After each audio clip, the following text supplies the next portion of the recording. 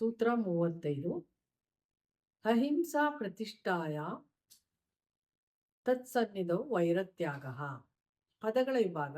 ಅಹಿಂಸಾ ಪ್ರತಿಷ್ಠಾಯ ತತ್ ಸನ್ನಿಧೌ ವೈರತ್ಯಾಗಃ. ಪ್ರತಿಪದ ಅರ್ಥ. ಅಹಿಂಸಾ. ಅಹಿಂಸಾ ಅಂದರೆ ತನ್ನಿಂದ ತನಗಾಗಲಿ ತನ್ನಿಂದ ಬೇರೆಯವರಿಗಾಗಲಿ ಬೇರೆಯವರಿಂದ ತನಗಾಗಲಿ ಯಾವುದೇ ರೀತಿಯಾದಂತಹ ಅಹಿತಕರ ಘಟನೆಯಾಗದಂತೆ ನೋವಾಗದಂತೆ ನಡೆದುಕೊಳ್ಳುವುದಕ್ಕೆ ಅಹಿಂಸಾ ಎಂದು ಹೇಳಬಹುದಾಗಿದೆ. ಪ್ರತಿಷ್ಠಾಯಾಮ್ ಅಂದರೆ ಮೈಗೂಡಿಸಿಕೊಳ್ಳುವುದು. ಮಾನದಂಡದಿಂದ ಅದನ್ನು ಅನುಮೋದಿಸುವುದು. ವೈರತ್ಯಾಗ. ವೈರತ್ಯಾಗ ಅಂದರೆ ಅಲ್ಲಿ ಹಗೆತನವು ನಿವಾರಣೆಯಾಗಿ ಸ್ನೇಹ ಹಾಗೂ ಸೌಹಾರ್ದತೆಯಿಂದ ಇರುವಂತಹದ್ದು. ಭಾವಾರ್ಥ. ಯೋಗಿಯಾದವನು ಅಹಿಂಸೆಯನ್ನು ತನ್ನ ಜೀವನದಲ್ಲಿ ಮೈಗೂಡಿಸಿಕೊಂಡರೆ,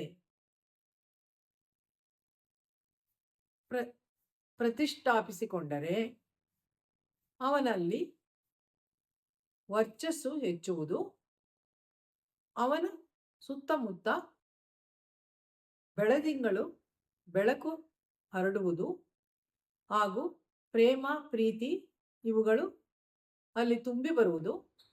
ಇದರಿಂದ ಯಾವುದೇ ರೀತಿಯ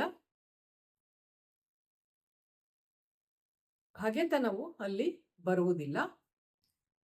ಹಗೆತನವು ಇಲ್ಲದಾಗುವುದು ಹಾಗೂ ಆ ಸನ್ನಿಧಿಯಲ್ಲಿ ವೈರತ್ಯಾಗವು ಉಂಟಾಗುವುದು ಎಂದು ಈ ಸೂತ್ರದಲ್ಲಿ ಹೇಳಲಾಗಿದೆ. ಸೂತ್ರ 36. ಸತ್ಯ ಪ್ರತಿಷ್ಠಾಯಾಂ ಕ್ರಿಯಾಫಲಾಶ್ರಯತ್ವಂ. ಪದಗಳ ವಿಭಾಗ. ಸತ್ಯ ಪ್ರತಿಷ್ಠಾಯಾಂ ಕ್ರಿಯಾಫಲ ಆಶ್ರಯತ್ವಂ. ಪದಗಳ ಅರ್ಥ. ಸತ್ಯ ಅಂದರೆ ಇರುವಿಕೆ. ಇರುವಿಕೆ ಅಂದರೆ ಇದ್ದದ್ದನ್ನು ಇದ್ದದ್ದೇ ಹೇಳುವುದು, ಋತು ಸತ್ಯ. ಪ್ರತಿಷ್ಠಾಯಾಮ್ ಅಂದರೆ ರಕ್ತಗತ ಮಾಡಿಕೊಂಡರೆ, ಮೈಗೂಡಿಸಿಕೊಂಡರೆ, ಅದರಲ್ಲೇ ಅನನ್ಯಗೊಂಡರೆ. ಕ್ರಿಯಾಫಲ.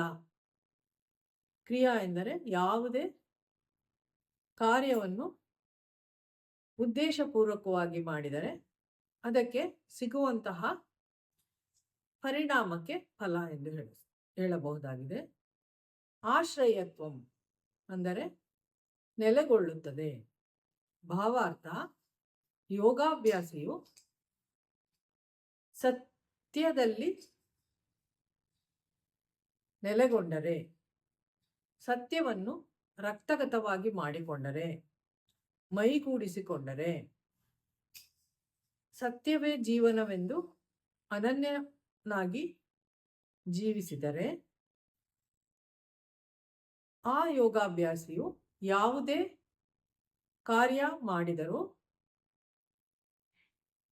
ಆ ಉದ್ದೇಶಿತ ಕಾರ್ಯಕ್ಕೆ ಸಿಗುವಂತಹ ಫಲವು, ಅದರ ಪರಿಣಾಮವು ಒಳ್ಳೆಯದೇ ಆಗಿರುತ್ತದೆ. ಅದರ ಫಲವು ಸಿಕ್ಕೇ ಸಿಗುತ್ತದೆ ಎಂದು ಈ ಸೂತ್ರದಲ್ಲಿ ಮಹರ್ಷಿಯವರು ತಿಳಿಸಿರುತ್ತಾರೆ.